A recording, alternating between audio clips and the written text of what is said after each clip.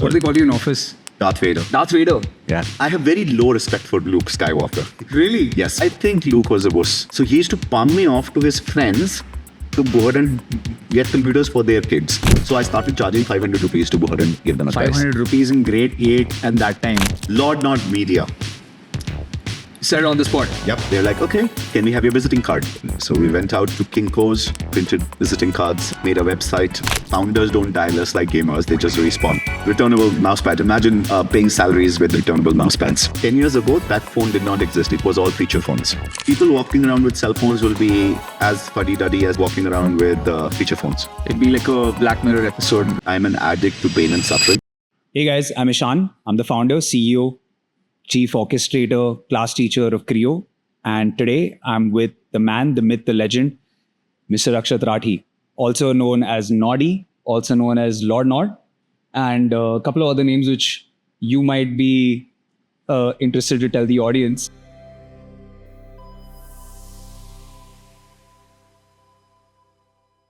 I have no idea what people call me, but What do they call you in office? Darth Vader. Darth Vader. Yeah. The full Darth Vader, only Vader. Yeah. Just like, I don't know whether I'm the last hope or the only hope or the most evil person which is there. No, it's, we all play different roles in our lives. Yeah. And it's something that you realize when you start building companies. You know, I used to be a nice guy. Luke, No, I used to be a nice guy. which is Luke, and then I don't know whether it's a Luke or... I have very low respect for Luke Skywalker. Really? Yes. Okay. I think I had very high respect of when Mark Hamilton played Luke Skywalker. So the movie, or like when it was the book itself, or the movie is the one thing that you didn't like? I think Luke was a wuss, which is there. But I think we all need protagonists that go through a certain journey. Like, Yeah. there is a really cool reading that we often go ahead and do when you start figuring out who you are, how you want to build. And it's one of my favorite ones. It's called The Prince by Claudio Machiavelli. It tells you about the 12, 13 faces you have to wear to go ahead and do this. So, and Chanakya also talks about it, saying, you are not who you want to be. You have to be someone circumstantially on the reaction that you need to be. Interesting. So, and is that, I think, Ravan, etc., are also very similar in terms of like the number of faces, each having a different characteristic, etc. Awesome. So, with that being said, you have probably worn a lot of different hats, faces in your entire career, right? What is something which in the last 10 years you have worn constantly as a face? Like you also said, you've gone through a transition.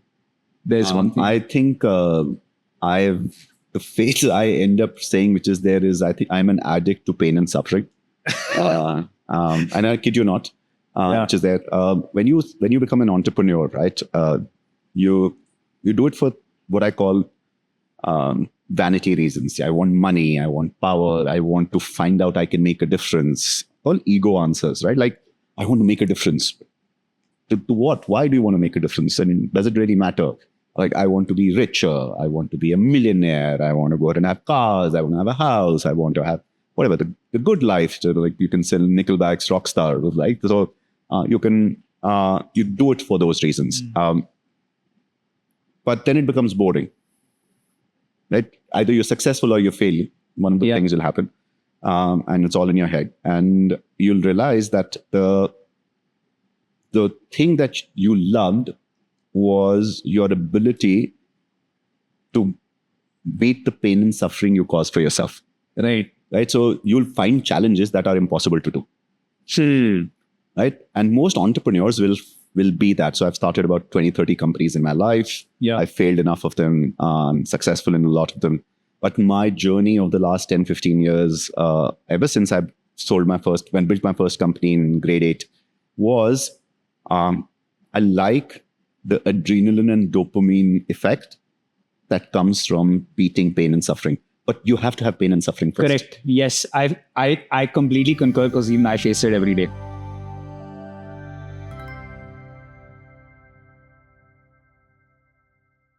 So grade 8, but can you talk a little bit about what the company was? Yeah, it was called Gizmo Incorporated. If for all of you who do not know, it was not incorporated.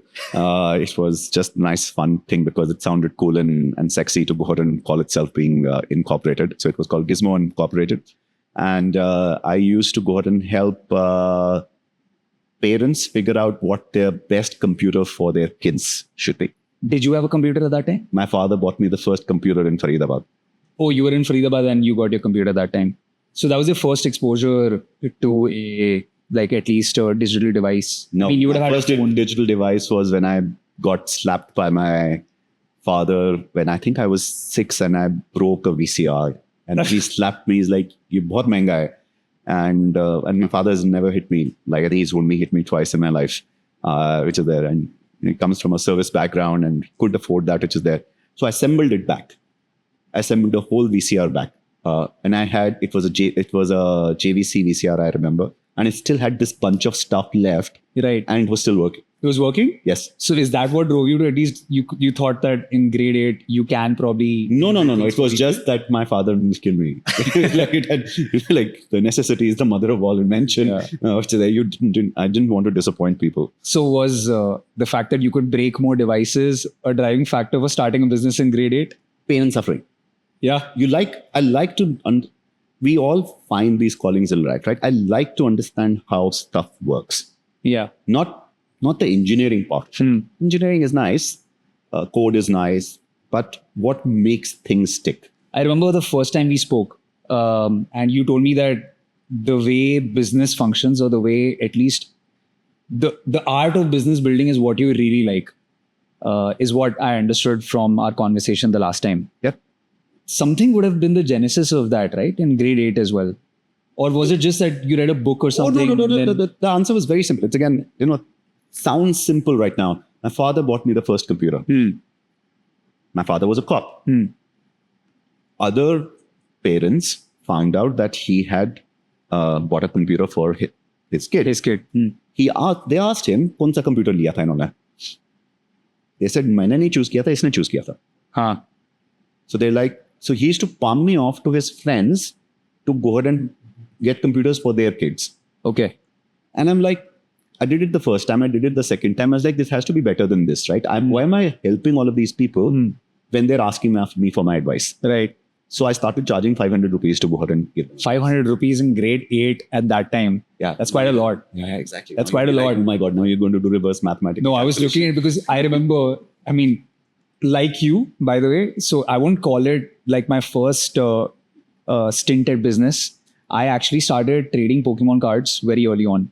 And I remember, I mean, I don't know if that person's going to be watching this, but I duped a few kids also in that time. I had a Raichu EX sold for 500 rupees because I just created FOMO within my school. And I realized, like you, that people wanted rare cards. And I didn't see why would people want such rare cards, etc. Define rare. Oh, like first editions at that time and second edition. But rare can also be nothing available, which is there. So exactly. So even the non-holo cards at that time, I was like commanding a price and people were ready to buy it. And then very quickly I found out that because even I was in a 4G school, FOSWAL Bharti. But we had like these private students over there and I realized have like 600 rupees they're getting for lunchbox money. I was like, man, you sure you don't want this card? I would take that. Buy some fatafat and lemonade and a samosa after that. But yeah, it was very similar in that sense. But I didn't go ahead and start like a business right after that. I know you did. You told me last time we met, like, I think you started a cables business in Manipal, incidentally. Was that the second? Cables business was the first. I think you laid out the cable network in Manipal, something on those lines. It was the first business was I needed to go ahead and necessity is the mother of all invention. So I had to date multiple girls in Manipal. That's the need for a boy who's 17 years old, right? So, but which block were you in? I was first block for in Manipal for the first time. After we moved from first block, it became the girls block. Yeah, it's a girls block now. Yeah, for context, both Akshat is my super senior from Manipal. We both went to the same campus. Mighty MIT. So, but yeah, sorry. First year, block 1, second year, block 5. Block 5. Do you remember your room number? 1 to 3. Oh, triple one. So Not that far off. I said, I've always had the 111 or the triple 1 to 3, 1 to 0. Those were the numbers that I've got. Then 1 to 3 was very close to the dormitory bathroom. of course, you had to go and it was all about access and privilege at that time. Yeah. Sorry. Yeah. Then year 3 was block 8 and year 4 was block 9. Interesting. So I was in block 5 throughout and I just shifted out after that. But that was an interesting time. But yeah, you were saying, so you necessity of, yes. You want to go ahead and I had computer and engineering there, and I had enough money from school saved up. So I convinced my parents that I need, quote unquote, bold underline, a CD writer. Okay. And the reason you need a CD writer is because it's for computer engineering. Of course. What I really wanted to go ahead and do was to go ahead and sell CDs burnt with music to all the restaurants and the clubs. Really? Yes, because that is the time there was no music stations in English. How do you go ahead and distribute English music? Where did the insight come from? You went to the clubs and you saw that they were just playing radio, or They weren't playing anything. They weren't playing anything. Okay. Interesting. They had a speaker system, etc. They didn't have anything. Okay. They used to play cassettes, if you remember. Yes. Sorry, there was cassettes that used the boom boxes. Yeah. So, and then CDs came in. Right. Which is there. And I started going and selling those CDs very quickly. You make a lot of money. And then the realization is everyone else can buy a CD writer too, right? Yeah. And so the price of the CD writer goes down. The price of the discs in the market goes down. The price of making it goes down. Right. And the margin used to be 100%, used to go ahead and get down to 10 rupees, 20 rupees, 30, because supply comes up. And very quickly at the end of first year, I realized this is not worth it. We need more perennial subscription-based revenue. At that time? Yes. Wow. Okay. So you just, again, find out who wants to talk to who. And College Town, remember? Girls, boys.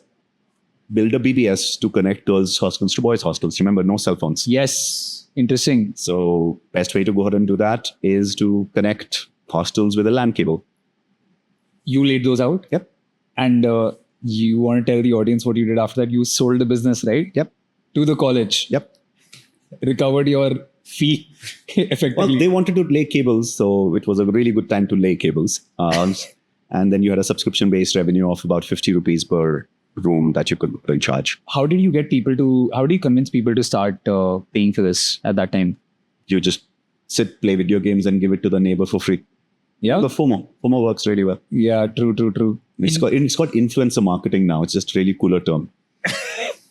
I mean, but that's what you do. You give it to the 6 hottest boys and 7 hottest girls in the college campus, and you get them connected, and they do the work for you.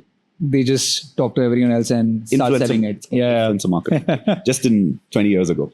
It doesn't change. Most businesses in life don't change fundamentals. True. Yeah. We'll talk about AI going and removing all of these jobs that are out there. Every new technology will hollow out the bottom 50% and elevate the top 10% to be 10 times more expensive. It was how the industrial revolution was going and changing loom. Right. So handmade got destroyed by machine made. And when machine made became there, just becomes more effective.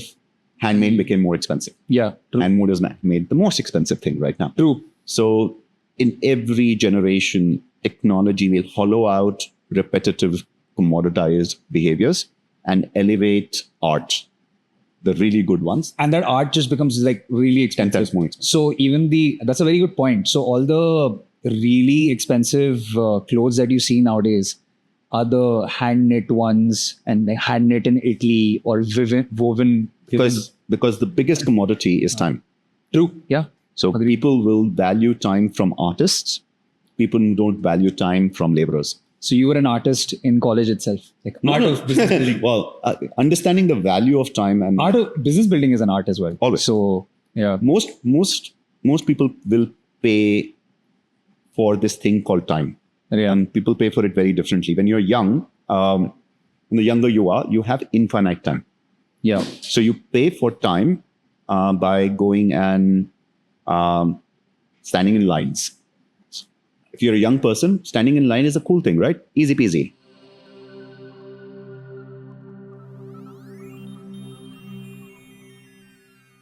Akshat, I want to get your opinion on this, and we'll get back to this. Do you think standing in lines is a waste of time? For who? For anyone. I mean, would you stand in line for something? Like when you're standing in line for If I am 16 years old, I will stand in line for everything everything? because I have infinite time. If I am a person who's not a 16-year-old and I'm a 26-year-old, I will stand in lines for some things. At 36-year-old, Yeah. I'll stand in line for very few things. What if you could pay someone to stand in line for you? You would not do it when you're young. Yeah? No. Interesting.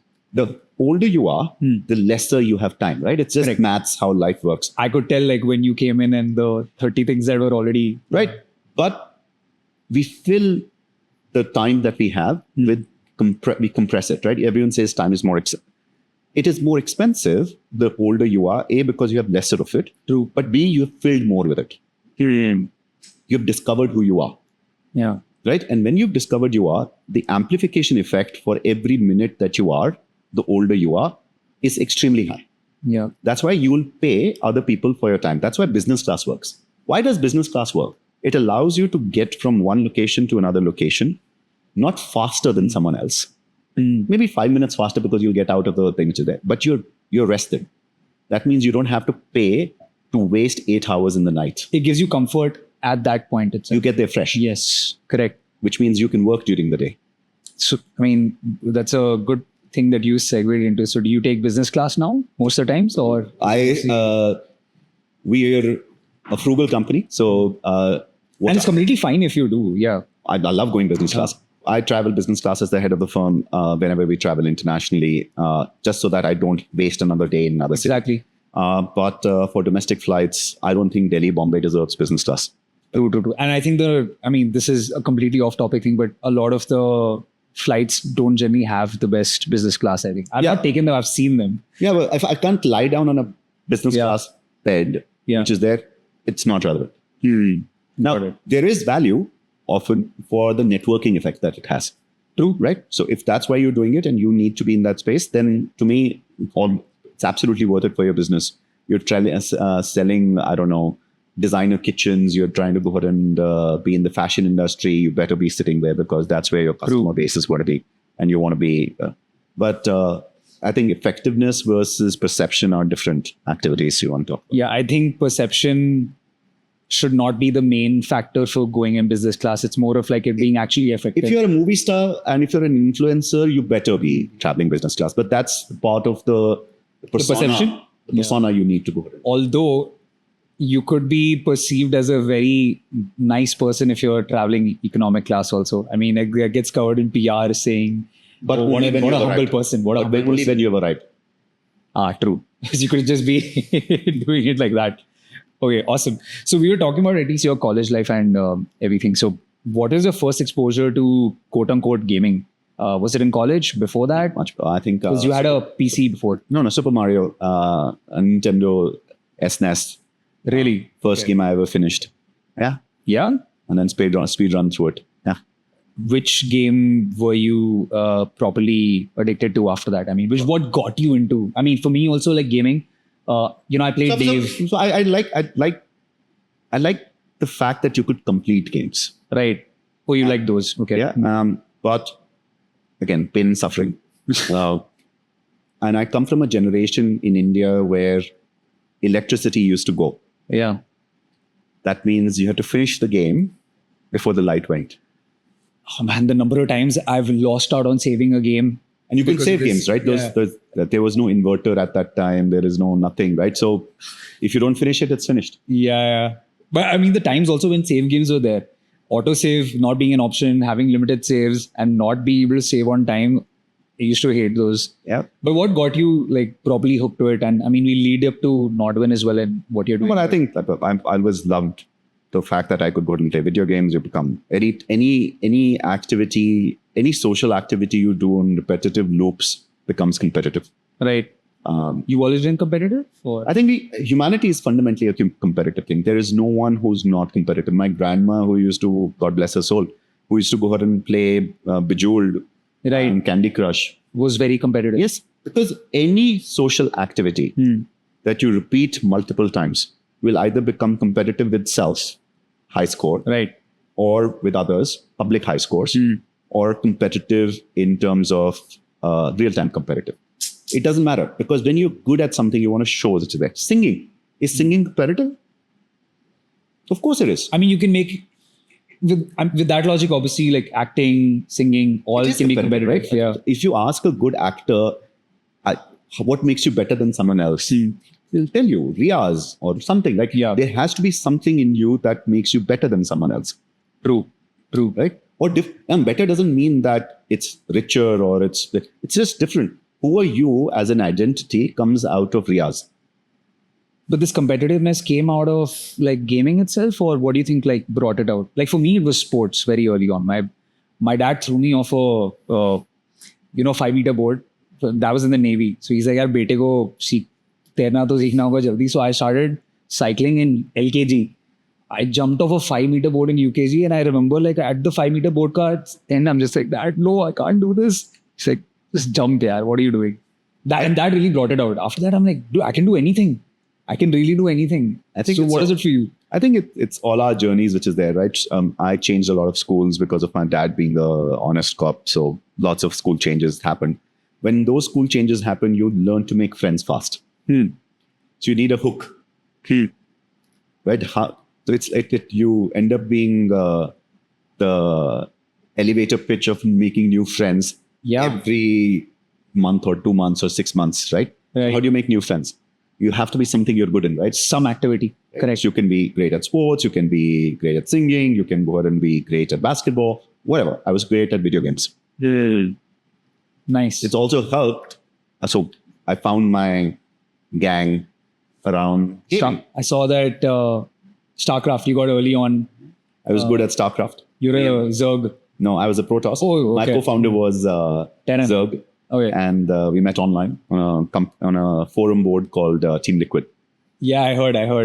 Was there, and that was during Manipal or? No, that was way on Manipal. After Manipal, I took jobs. I tried to go ahead and do work and learn the way which is there. One day, got drunk with my boss. Where was it that you were working? Like last work job I did was at Ernst & Young. And that was right after Manipal. No, after Manipal, I used to work at a company called IBM Daksh. IBM, okay. At that time, I used to go to America and go ahead and transition processes and understand how stuff works, and then bring it to India to go ahead and customize, optimize, whether it's offshore centers, call centers, but not. I didn't run the call center. To me, how do you take something that happens in America and bring it here so it can happen more efficiently was the calling. Interesting. Much more fun that way. You did that for how long? Like But 4 years. 4 years. Pretty good. And right after that, you went to... Then after that, I went and did my 2.5 years. I did my MBA at a French college called École Nationale des Ponts et Chaussées, ENPC. It's basically an MBA for engineers. Interesting. What made you do an MBA? I mean, was it more like this is the path, engineering, MBA? Business was more cooler part of this. I think engineering is nice and fun, but I like the business of business. But I was always how business works was something I didn't have in my repertoire. Interesting. And do you think it helped you? Yeah, it did. Because a lot of the people that I speak to now, I mean, people who even went to B schools, etc., they now have this opinion that do your undergrad, do well in your undergrad, pay attention at that time because those are formative years. But a lot of them are now saying that MBAs might not be the best answer unless you want a pay jump, etc. But from a learning standpoint, I think even the people who've gone to like IMAs, ISBs, all of this. Depends on where you apply. Depends on where you want to apply that knowledge and content and experience, right? To me, let's take some interesting ones. Organization behavior. Okay. Right? Something that we all often do. fundamentally teaches you about how everyone is different, Okay. right? It talks about the 12 kind of people you have, the kind of people you want to go ahead and do it. And then in life, we go ahead and do the ATCG and the Briggs Myers and whatever tests we want to go ahead and do. What is your... I refuse to answer questions that get me into fundamental trouble. I will not answer that question. It's the reason which is there is I have a very wacky answer that people think it's so strange. So it's not the ENTP, Nope. ENTJ. Nope. Okay, cool.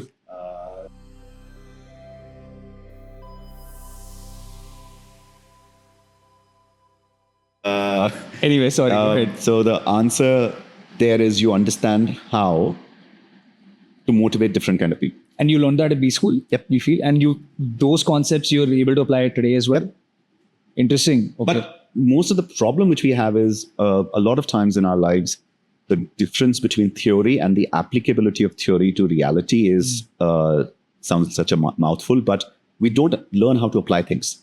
Right? We'll just understand how is this mousepad made, Right. but we'll never know what you can do with this mousepad, right? Yeah. And the ability to lateral think most solutions, which is there, right? I have this in my hand and it's a random test. So everyone who's on there, let's actually go do this together.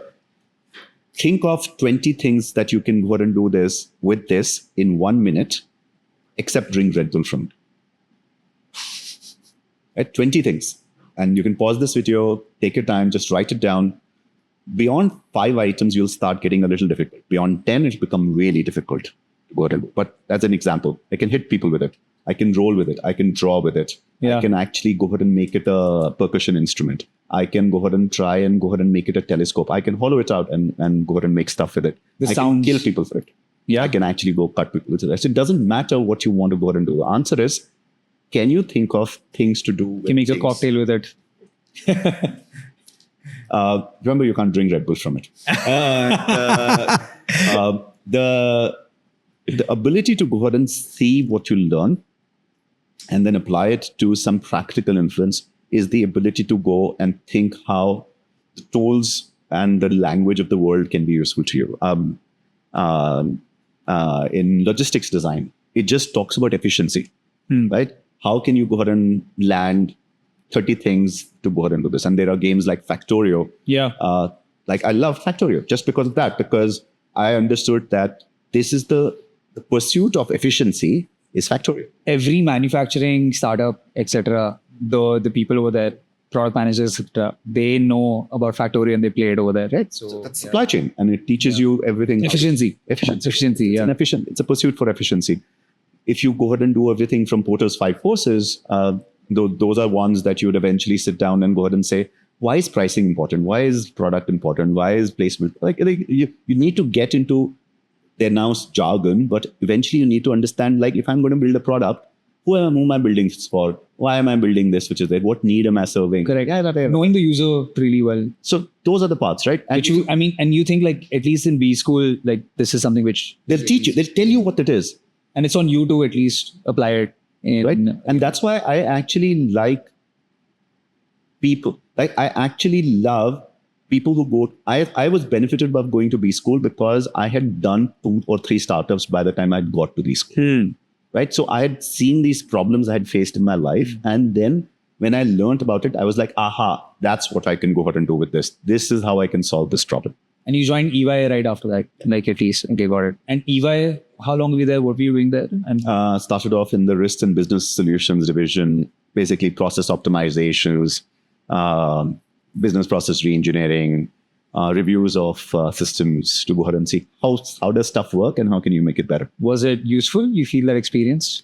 Extremely, because that's what I like doing, right? I like to figure out how stuff works and just make it better. You're probably the only EY person I've met till date who said that they... I love my time at EY. My partners were awesome. My training was awesome. They actually gave me enough things to think about. Right. Interesting. And when I decided to go ahead and quit, they were very, very nice, saying, everyone goes through this itch as in consultants. Kuch karna hai. Kuch karna hai, apne aap karna hai, and they said, try.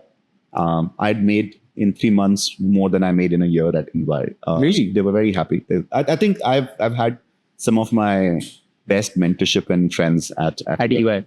So, and right after this is when NODWIN. I made my first company was NODWIN Consultants. So just consulting, business process reengineering. It's more of the same. Used to work with a company called Oxygen at that time, helped them turn around restaurants, and very quickly decided that why just help people? Why not fix things and take equity in it? So that was my first exposure to the equity markets of how you can take. Which year was this? This is in 2008. 2008. So you started consulting people and taking equity for that consulting. And this was alone? Or this was all alone at that time? And these were the same business process, fixing, etc. How long did it take for you to figure out, I want to do something more and build something apart from just doing services? I think you do better, and then you do better, and then you do worse, and then eventually you're like, this is boring. Because doing the same thing up, like repeated in multiple cycles. If the calling in your life is that you want to be an optimizer, that means you love fixing things. And you know, you're what I call in friends parlance, you're a Monica. Like you're it's perfect for you if you have these things aligned, which is that, then you're an optimizer. And an optimizer loves that aha moment for us. Right. And then there are people who are starters. Right? And the starters find real joy in doing that. And then there are finishers. The finishers are the people who like to just finish this and they find extreme joy of closing things and then shipping it out, which is there. And the dopamine that you get is very different for all three kind of people. Right? And that's why some people will go ahead and be auditors, and some people will be consultants, and some people will be artists, and some people will be air traffic controllers. Did you just come up with this analogy, or is this something which you had thought? No, I've always believed that. So that is the example the first time I'm saying it. But I think people are optimizers, starters, and finishers. After NODWIN Consulting, what is the first thing that... I did. We've done... I turned around restaurants in NODWIN hotels and hospitality and restaurants that we did. So there was some restaurant called Chi. There was a couple of other ones of figuring out how to take a restaurant and figure out how it functions. Oh, yeah, you told me. Right? So function like a restaurants, everyone thinks is about food.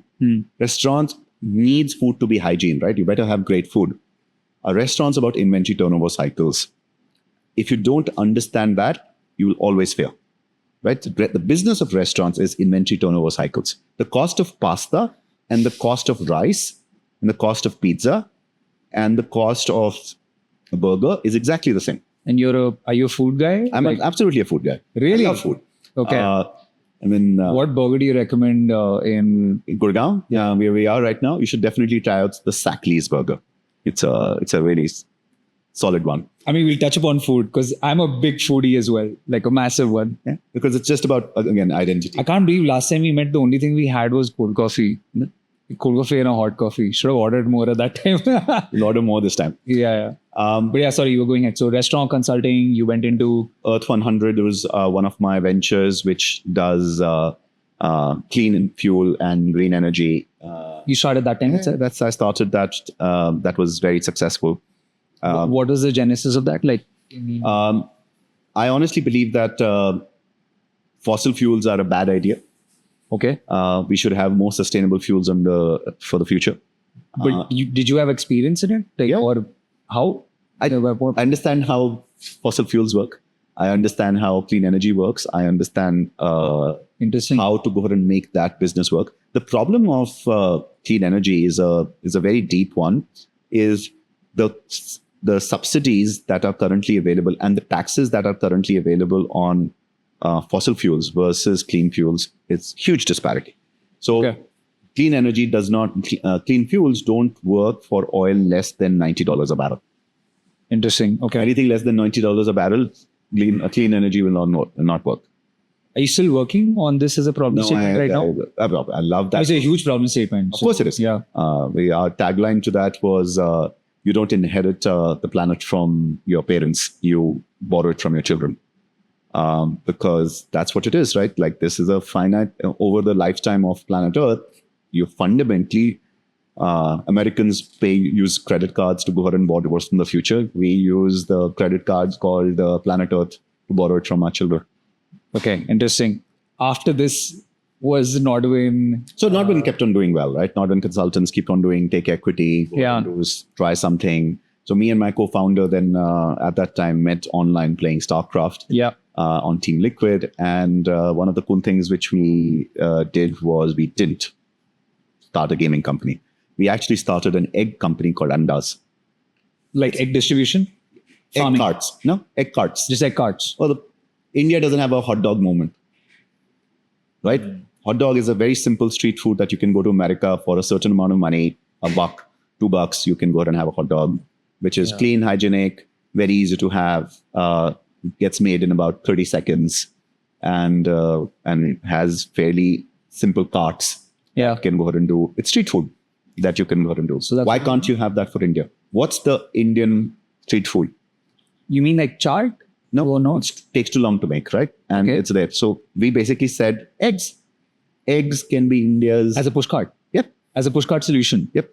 So there is an egg distribution, I think, company called Eggos. Yes. Which does, and they're pretty decently big now. So we basically said, why can't you have a quality walls movement for egg eggs. carts? Yeah. So boiled eggs, omelets, and egg sandwiches. That's it. 3 items. how many carts did you have We had 100 plus carts at our best in Gurgaon? in Gurgaon, Faridabad, and Delhi. What is it called again? Andas, UNDAZ. I have a feeling I might have tried at some So- point. Yeah. Unmitigated disaster. Our problem was not the food. Our problem was not the distribution. Our Right. problem was not the price point. Our problem was not any of those. The problem was wherever we were too early for our time. So wherever the egg cart used to be there, our competitor was the unregulated market, right? But that unregulated market is a mom and pop shop who doesn't go and have to pay for this, which is Right. fine. The other one is everyone had to pay a bribe to go and be on the streets. I figured it was And that. it was unregulated. Yeah. We got regulation done for it, Interesting. Okay. but nobody believed us. So we used to have this little logo on our egg cart saying legal, ethical, licensed. No one believed us. Really? Me and my co-founder lost, and our investors lost some money on that. And eventually from there, you do enough things with a person who's your co-founder, you understand their strengths and weaknesses over time. And in Gautam, my co-founder, I have a person who's very good at doing things I hate. Which are? He likes to finish things. He and I have this very good synergy. I'm a person who likes to go ahead and have a new dish at every restaurant. I cannot go to the restaurant and not have a new dish. I'm very similar. And he will go to the restaurant and have the same dish every single time. Oh. Every single time. That sounds exactly like my co-founder as well. But you find those people, right? You know, the cool part about it, yeah. the cool part about it is over time you realize something cool. I will never go hungry because I'll always have a dish that is stable and he'll share it with me. Yeah. If my dish is Fails. horrible and my dish will fail 50% of the time, right? He gets the opportunity to go ahead and try new dishes without actually taking the risk of it. So between both of us, Yeah. we will always have life better. Is he a vegetarian? No, He's a non-vegetarian. Hey. And so there are stories around him being non-vegetarian Oh, interesting. for another time. So I think the egg cart. Oh, very quick question though. Eggs wise, what's your favorite kind of egg? Oh, Eggs Benedict. Eggs Benedict. Yes. So a runny egg, like poached. Interesting. Okay. Coming back to pushcart eggs. Now you after that then thought, you know what, I can do something in gaming. That's what you Nope. probably not even then. Interesting. We used to play video games, and then we were called to this festival that was happening called the ICGC. No, IGC, which is the Indian Gaming Carnival Where was this? in Noida. And we all went for it. We paid money for it. We loved the fact that India is going to have gaming and we're going to go there. And it was the Fire Festival. It was if everyone has gone and seen Yes. Fire 2 got cancelled. that. I don't wonder why. The influencers were saying they were going to come. Music stars were there. They were coming. We all stood outside. We went inside. There were no tables. There was no electricity. The organizers had run away. But this is in Noida. It was in Noida. It is, and we lost all our money. Oh, you participated. I mean, you actually. And I had called communities of StarCraft and Battlefield because those are the two communities we were actively participating. StarCraft had a big community in India at that time. Oh, yeah, My cousin and I used to play it. Yeah. There was in StarCraft, I think we were about 60 people from across the world who had come down for this. Same thing for Battlefield. People from Thailand had come down, and we all got our money taken. But I was in the middle of my ventures, and as often happens, you get drunk and then you make commitments that you can't keep or you shouldn't keep. But we did. That's called sticking to the plan. Everyone is like, we should do it. I was like, I should do it. We brought everyone to my house.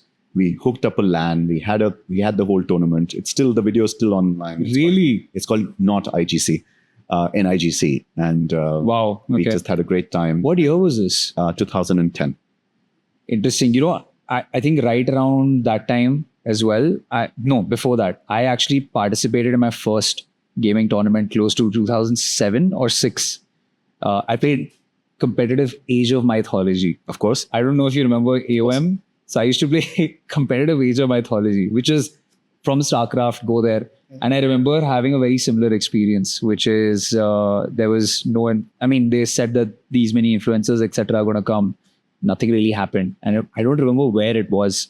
But it's the nature of evolution, right? And I don't judge those people. Like, you can't judge someone. And if you remove that instance from our life, I won't be here. Yeah. So what happened was, we got There's a lot of pivots, by the way. Yeah, but Lots. to me, we pivot every time we take a step. Yeah. Not many people will get that, right? You pivot every single time you take a step. The decision to go left, right, or stay forward is... backward also. Like going backward also. So what is a pivot is your third star from the left. Is then you go towards that, and on the way you find a journey that sometimes you have to go left, sometimes you have to go right, and it's fine. You'll get there. But the idea was when you get swindled, can you do something about something you care about? And I always was understanding the sum total of my life made me understand business, made me understand processes, made me understand how to go start up something. It made me understand what supply demand is, made me understand I love gaming. And the idea was, hey, let's build a gaming company. क्या होएगा नहीं होएगी ना क्या फर्क पड़ता है But initial मतलब जो gaming का thought था, what was it like? Was it esports only? Yeah, because I was bootstrap. Yeah, but because the answer was, hey, I've seen all of these international companies, World Cyber Games and everything that used to go and happen. Why can't it happen in India? Interesting. How did you convince the first set of investors to come into esports? Oh, I was the first investor. After that, so was it like a certain revenue stage, or so the first, what do you think helped you? So for the first 2 years, NODWIN Consultants, my parent company, incubated NODWIN Gaming. We kept on trying to go ahead and do this when we had to go ahead and make sure that something was cool and there, but nahi the paise hamare paas. So we used to go ahead and try and make gaming work. A lot of cool people in our lives. NVIDIA, Vishal Dhupar was one person who said, let's try. At that time? Yeah. So you convinced a brand? We launched and there's a guy called Pavan Avasthi there. How did you know them though? How did you reach out to them at that time? I'm just a person who's... I do not understand why you can't talk to people. You remember some total of my life, I used to go ahead and travel from school to school. For me to go ahead and say hello to someone is not a problem. By the way, this is exactly how I approached you. Yes. I was like, what's the worst that'll happen? He won't reply. And I pulled out the whole ki, Arey Manipal ka senior hai. Hum bhi gaming mein hai. So you just talk to people and he says, yeah, I like the idea that you're trying to go ahead and do. What are you building? Why are you building it? And let's try. We tried something called the Battle Box at that time, which is custom built NVIDIA PCs with graphics cards, which is there. And you can imagine NVIDIA was a much smaller company at that time, and they believed in us. They've been friends ever since. They've been building and become the world's best company during this time. But that journey stays, right? You make those. And you were selling these PCs too? No, we tried to go ahead and sell this PC. We were a marketing company at that time. We just wanted to go ahead and put this out in front of loads of people. Like Zapac, etc., those kind of cafes. Yes, Zapac was I used to go there a lot. Yeah, so all of the people used to go ahead and do that. I think the gaming culture changed over time. We used to have returnable mousepads as sponsorships. It's one of the big things we've talked about. But returnable mousepads changed over to now. After 10 years, we do hundreds of crores. So it's Returnable mousepads. returnable mousepads. Yeah, that returnable mousepad. Imagine paying salaries with returnable mousepads. We should do that. Interesting. Okay. So you started off with esports, and I think it slowly got into a lot of different things. I don't know. I actually lost my way there. I think we couldn't make esports work. Then we started going and doing event management at a product launch company, and we used to go ahead and help brands launch games and whatever. Then my co-founder came to me one day and he says, I thought we wanted to do this for esports, right? I said, हाँ, लेकिन पैसा नहीं है उसमें. Oh. He's like, लेकिन पैसे का क्या चाहिए हमें? पहले भी नहीं थे, अभी भी नहीं होंगे. I was like, okay, let's go ahead and take all that money and put it back into esports. Nice. And then one of my other friends is a guy called Ralph Reichardt. He founded a company called ESL, which is the world's largest esports company. He came down to India and he also said the same thing. He said, take the profit that you have, that you're making, and put it back in esports.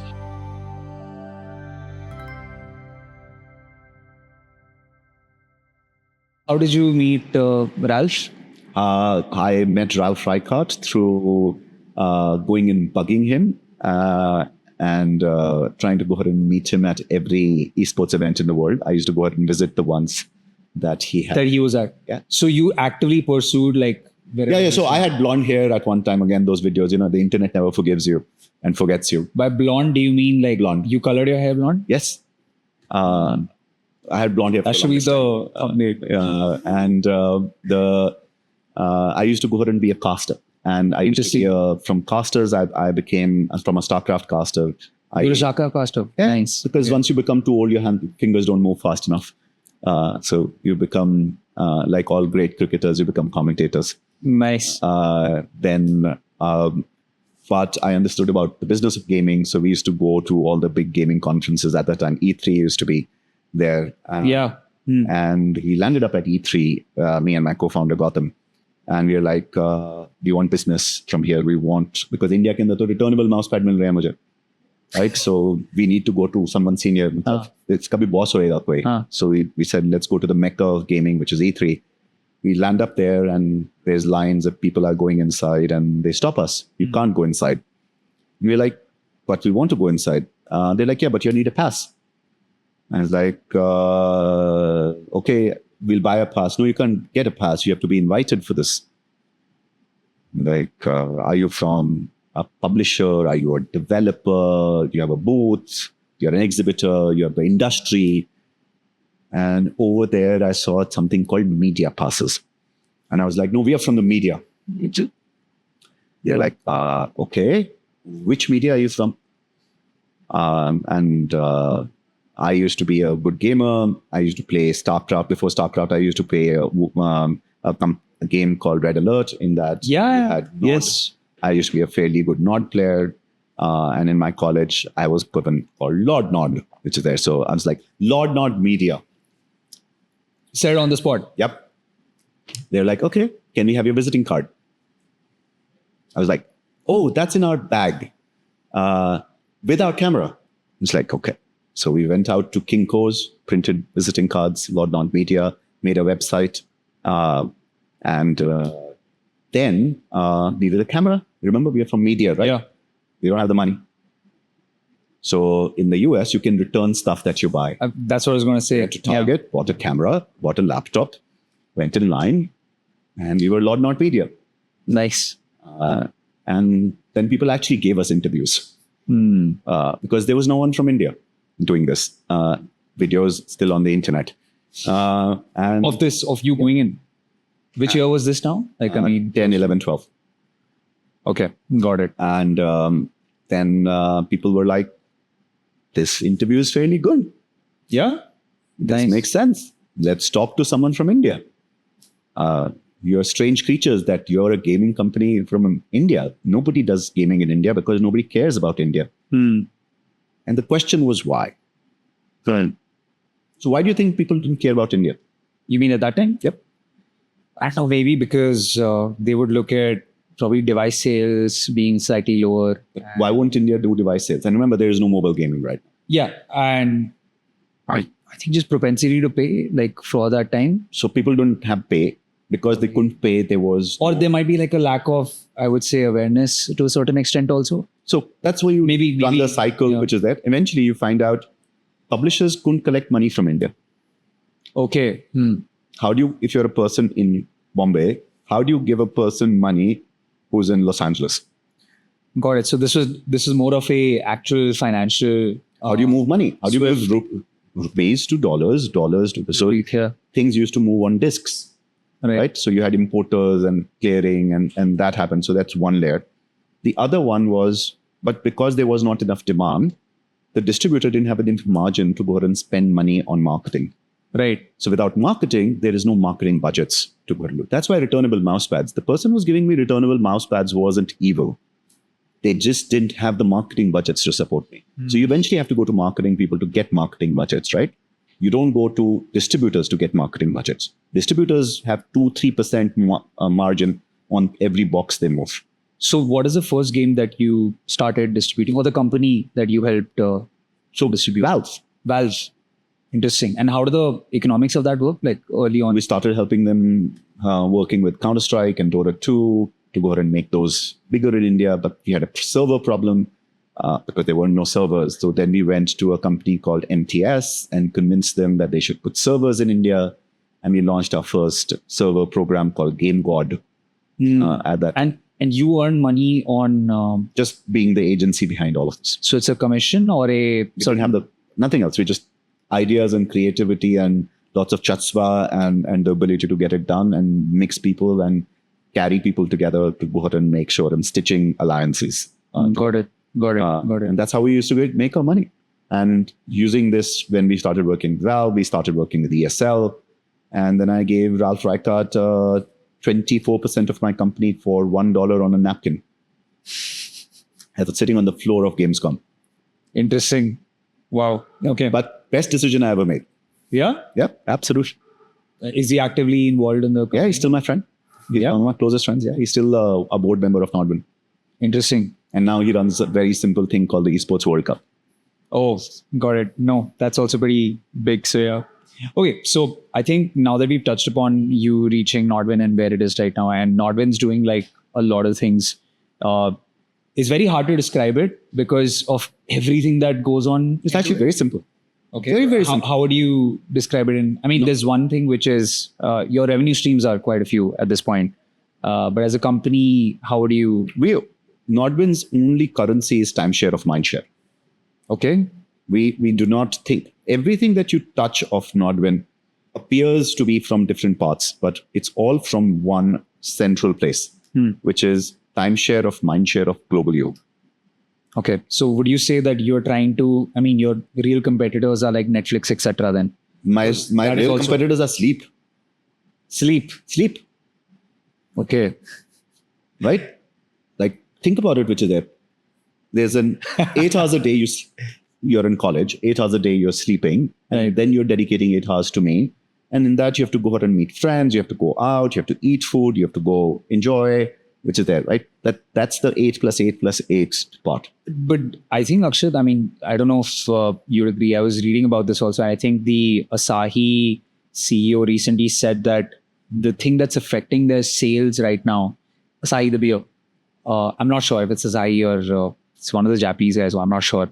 But he even said this, that they're not worried about like the health detractors or not the benefits that are coming in through, but the fact that people are spending more time on gaming, etc., than going out drinking. So I feel gaming is entertainment, whatever you want. I don't have a problem with gaming. So look, anything in moderation is good. If a person no, I don't mean like that. What I meant is like you said, that mindshare and timeshare. So with things like gaming, I feel I might be wrong here. Would want to get your opinion.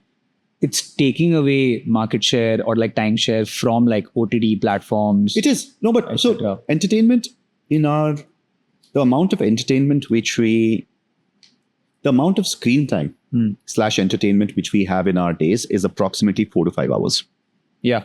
Right? that's the time which we spend on devices. Right? Now, whether we watch Netflix, whether we play Fortnite, whether we go scroll Instagram. Why did you choose Fortnite? Why do you say Fortnite first? Because Fortnite's actually the biggest sink of time for the global youth right now. You think so? Yes. Wow. I play a lot of Fortnite, by the way. Still. But a lot of us do, right? But think about Gaali it. mat dena yaar. A Travis Scott concert Yeah. in Fortnite is the same timeshare of mindshare theory we have, right? True. NODWIN owns music festivals like NH7. NODWIN owns Comic-Con. NODWIN owns Playground, the IP that you watch on Amazon. NODWIN owns NODWIN Gaming. You have BGMS on Star Sports. We have international tournaments happening across the world. We've actually worked on 2 assets without like directly interacting, but through 2 of your companies. And they do well, right? We have a retail. So all of them, the idea is if you're meeting our influencers, can we go ahead and have a chat with you around our influencers, not only on Instagram, but also at a festival, but also at a merchandise line. If you have things that you have with us where you're watching Playground, you should be able to go and do it because people like threads. They're no longer disconnected everything, right? We live in a world that is extremely connected and we want meaning to these connections.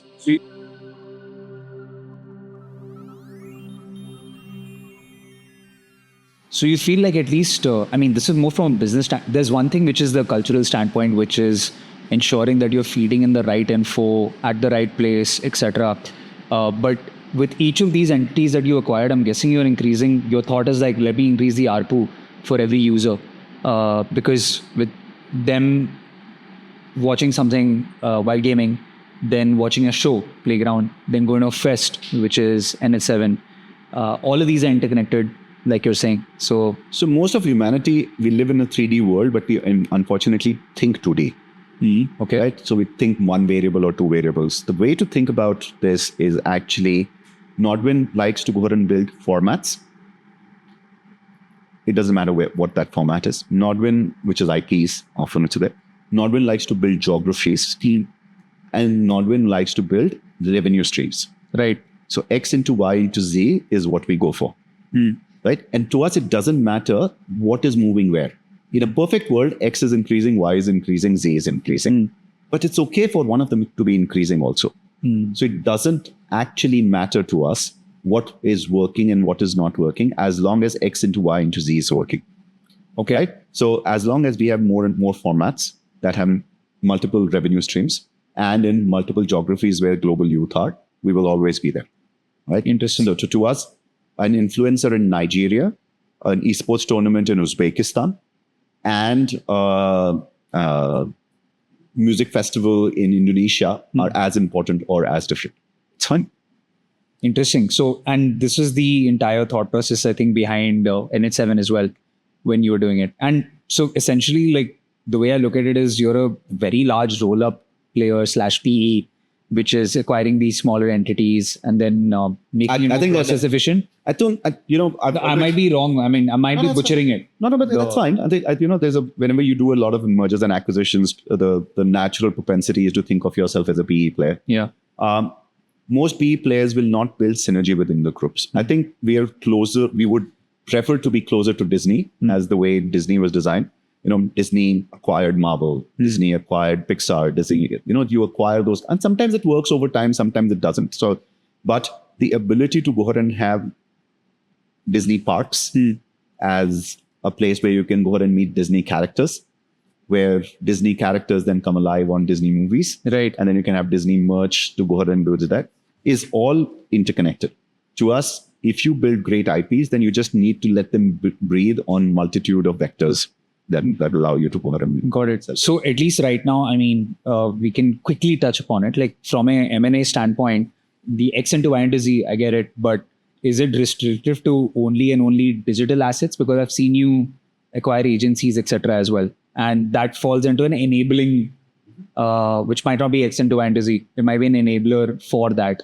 So what is the methodology or thought process behind any new? Anything that can spin our flywheels faster. Okay. So, right, there's a certain velocity that engines run and ships run. Whenever you're building, you're either building for faster or heavier, that you want to be able to lift higher because as you go ahead and build better, or you want de-risking, which is there, right? So I often like to go ahead and say NODWIN flies this big airplane that you're thinking of with 6 engines. Every year, one engine will fail. Okay. We have no idea which one. Either a game will get banned or NH7 will go ahead and get cancelled. I was heartbroken. I saw that. But it's okay. Yeah. Right? If you were a one-trick pony, we'd always have a problem. But as long as you have these multitude of opportunities that you're running, you can have 1 or even 2 engines fail. Okay. That engine that fails will come alive. Right. And it will carry you when the other engine fails. And so what I see is like, at least it's not only IPs, then it's people as well, right? Yep. So you're acquiring people and IP separately. And people bring in like their contacts, their networks, etc. So to us, founders are awesome, right? I think if you go ahead and like NODWIN's got a core group of about 15 founders right now, right, across every company we have invested in. Unlike most other traditional M&A, every one of those founders become part of our core leadership. Can you explain? So they all have NODWIN stock. Okay. So while they've sold their company, which is there are no earnouts, per se. There's commitments that have been made, which still need to be fulfilled. But the bigger challenge is to go ahead and have people to go ahead and let them run their dreams. Because remember, founders don't dial us like gamers. They just respawn. So you just need to go ahead and give them another pain. And you got to respawn every day. Of course you have to. We have to. And I think then it comes down to what cause and what missions you want for founders. Okay, got it. For example, one of our really cool founders was in France, and now he's the head of our Africa business. Another one, which is a person called Nishant.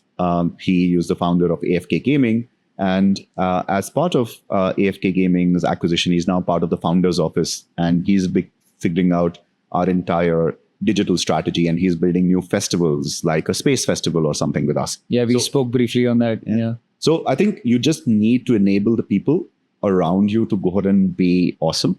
And founders will do crazy things. So how many people report to you right now? So I have a founder council, which is about this, but they don't report to me. We work together as such. Yeah, I mean, sorry. But on a leadership, on a CXO level, which is there, I have 6 CXOs that go. 6 CXOs. So you're constantly only working with these 6? 6 plus the 22 I spend time. So I spend time with about 28 people. 28? Yeah. And I mean, this is just very quickly on the personal side on how you handle this, because I know like when you came in, time-wise, there was a lot going on. So do you do a lot of one-on-ones, or it's mostly just all group meetings? What I call them 2-on-1s. There was one-on-ones always have a confusion of who has to execute what. So I often like to go ahead and have 3 people, minimum 3 people in a meeting. Minimum 3 people in a meeting. Yeah. And how do you usually run these meetings? I mean, because you're a very efficient person. I heard about you taking your flight today, and the person who came in, I'm sorry, I don't know his name, but you quickly just deciding on the spot that we're going to have a meeting from 12 to 1. What is it that usually comprises any of these meetings? Most of the times, the higher you go, so I like actually getting involved in stuff I can do with my own hands. So I'm like, it's just different people are different, which is there. So I think efficiency is, there's not anything called 30-minute meetings. 30 minutes is just something outcome based only, right? Google Calendar says 30 minutes meeting should exist. Why can't it be a 2.5-minute meeting? Yeah. By the way, I keep mine as 20 minutes, and we try to keep like meetings shouldn't exist, but should be outcome based. Chat should, right? So, yeah. So to me, the fact that we are actually having a conversation, the conversation should have, you need something from me, say it, because it's just faster. Why do you need a meeting for this? Got it. And this is usually how you work with people. That's the efficiency layer. The nice layer is I like to go ahead and meet the 20 founders and just chat and have food and talk about life and how the universe is working and where is life. Well, people, if you have great people around them, they don't need you for the 90-10s. वो काम कर लेंगे. They don't need you for the 90-10s. Obama said something really cool in his book. What does that mean? The 90-10s? If there is a problem that someone faces and it's a simple answer, 90% you should do this, 10% you should do this. If it comes to me, they're wasting time. They're either covering their ass or they're inefficient. Right? I should be called where someone has gone said, this is a 50-50 answer. Oh yeah, it's like one of those.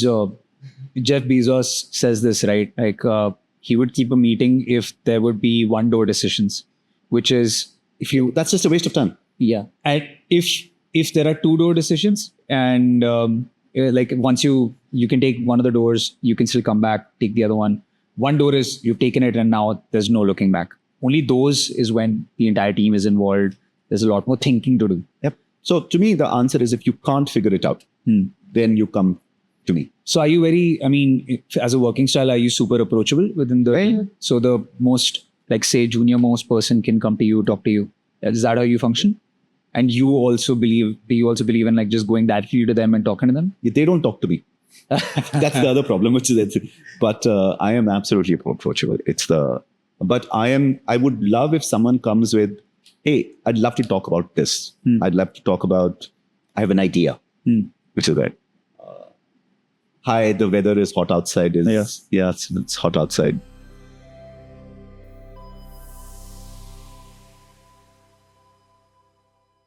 So I have a thing. I think a lot of young people are going to be watching this, and you must be getting this. Even I get this a lot, which is, hey, can we have a chat? A lot of people just 18-year-olds, 19-year-olds just email that.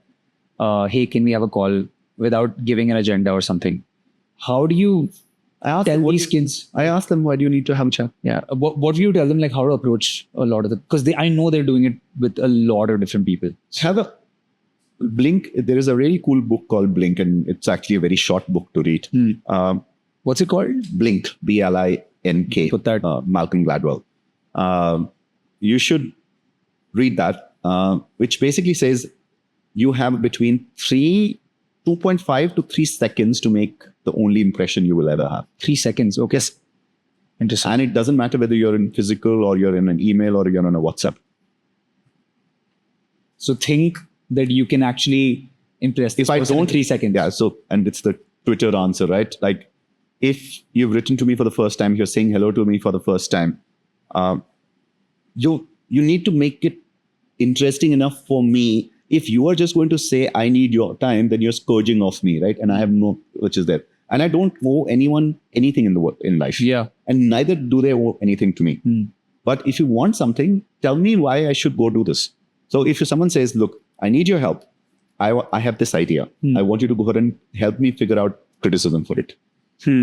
So now and sure.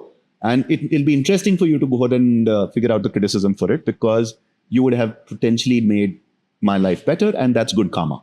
Great, like that's good. Like I'm okay. I'm guilt tripped into doing it. It's fine. Got it. Right? Or you go ahead and make it interesting enough saying I have a cool idea. Or you want to go ahead and say I have a problem. Or it's like, what would you go ahead and do if this was an advice? Which is there. I'm happy to give advice. But don't assume that I have to go ahead and make time for this. Speaking about time, I mean, you're married, you have kids as well, you have a dog as well. How do you manage between just personal life and work? Is there any secret sauce to it? Yeah. Just sleep less. Sleep less? How much do you sleep? 4 to 5 hours a day. Has it constantly been that? No. I used to sleep 8 to 10 hours a day when I was 17. And do you work out? No. I walk. I don't have time to work out. So but you manage your diet, right? That's what you meant. Like you have only a breakfast, standard, dinner now. And is it anything else that is timed over here? I mean, because I can tell, like you're one of those founders who's like hyper on at all times. Is there anything else that you think has made... I was much fatter. I was much more out of shape. Then everyone in office started being out of shape. I said they have to look up to me. So I started becoming better. And then I look at some people in front of me. They started becoming much less.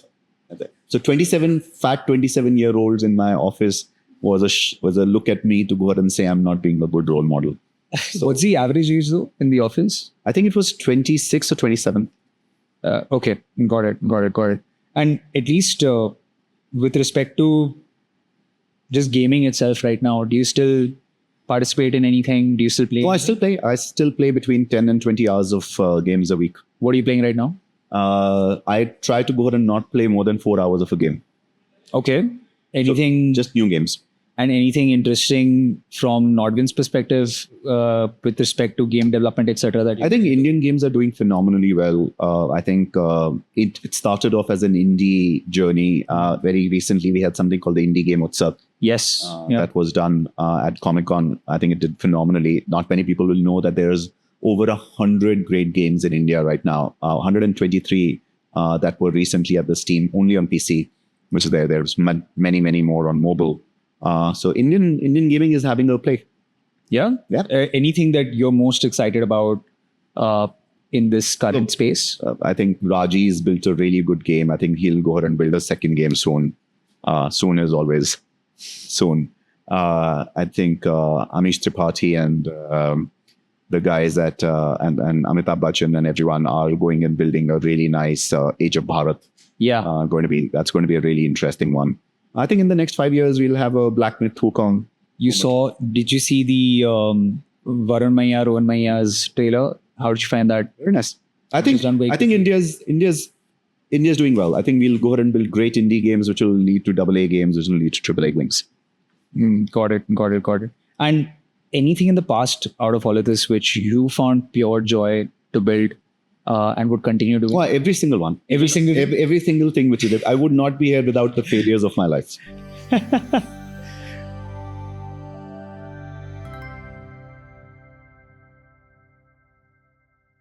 What is something, and I think you're a visionary when it comes to gaming, esports, etc. What is something which you feel like you are paying attention to right now, or looking down 5 years on, which other people might not be? I think most gaming would go like, where's that device? So if you have a cell phone, you have a cell phone? Yes.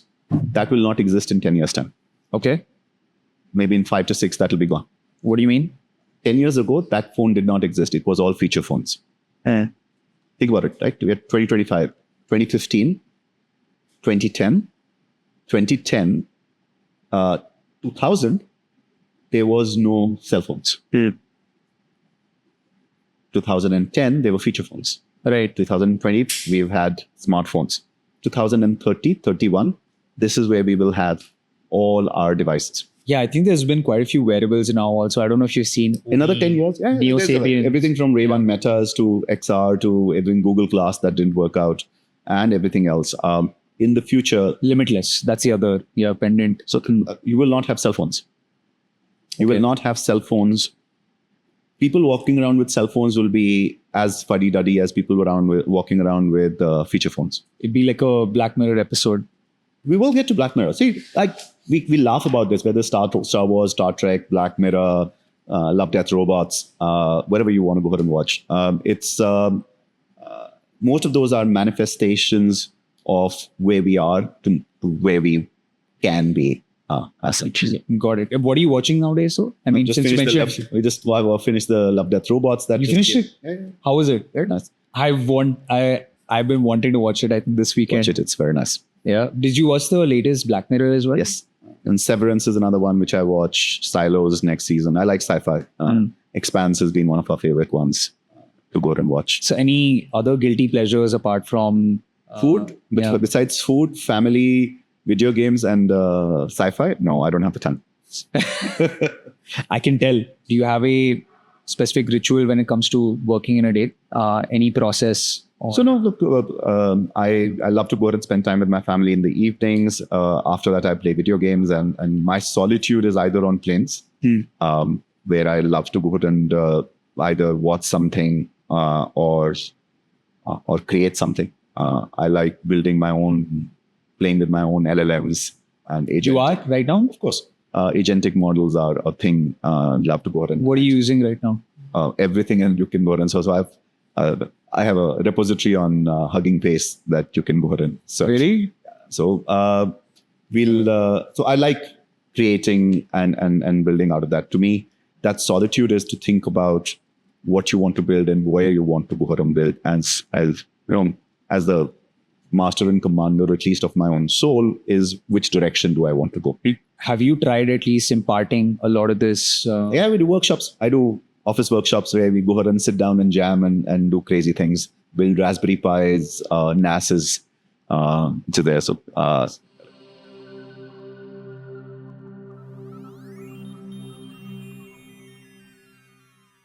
Are you anti-establishment, Akshat?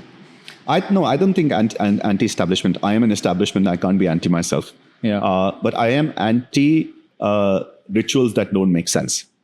Okay. I think context is really important. Why we do what we do. If it doesn't have any answer, specific answer, which is there. So I often like to go ahead and say, if a Panditji said Swaha, you do it, and if a programmer said press enter to continue, you do it. But why enter to continue? Like, what are you continuing? What are you like? They could not say that, right? But the fact that they wanted you to go ahead and be participative around it so that you have a sense of volition and an ability to go ahead and say, I have manifested this is Swaha, right? It's the same as I press the enter to continue. They literally could not write press enter to continue and they could just continue. Got it. Right? So I think it needs context of why you're doing which is there. And as long as there's context, it's fine. Got it. With that being said, I think we're pressed for time. And as usual, Akshat, you've packed your day. Wish we had another hour or so, but I think it's time to press Alt F4 to this. Any closing thoughts? Because there's a lot of young kids who are going to be watching this, and we're going to ensure the entire idea is that gamers are also just trying to figure themselves out. Not only gamers, like kids are trying, like the youth is trying to figure themselves out. Any parting advice that you'd want to give to them or to yourself when you were 17? Think of it the same way. Older you are, the more time you try to go ahead and try to make things perfect because the cost of failure is too high. If you have 20% of an idea, the best thing you can do is start that idea. Don't think too much. Don't try to be perfect. Don't sit there. We live in the world of AI. Write your idea. Let AI go ahead and fix it for you. The only thing that will get you into trouble is to sit on your ass and not doing it. Just do it. What's the worst that will happen? It will not work. It's fine. And Akshat has already helps a lot of people out. He mentors a lot of people. So if it's a good enough idea, I'm pretty sure they can reach out to you. Happy to help. Yeah. Awesome, Akshat. I think that was mostly it. Thank you so much for your time. Thank you very much.